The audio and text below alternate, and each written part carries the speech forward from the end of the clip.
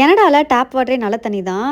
அதை நம்ம அப்படியே பிடிச்சி கூட அப்படியே குடிக்கலாம் அப்படி சொல்லுவாங்க. ஆனா டிடிஎஸ் மீட்டரை செக் பண்ணி பார்த்தா 128 ppm காட்டுது. யூஸ்வலா நாங்க என்ன பண்ணுவோம்னா வந்துட்டு தண்ணி நல்லா சுட வச்சு இந்த தெர்மல் இன்சுலேட்டட் கேன்ல வச்சு தான் குடிப்போம். ஸோ இதை செக் பண்ணி பார்க்கலாம் அப்படின்னு சொல்லிட்டு செக் பண்ணி பார்த்தா 225 ppm காட்டுது.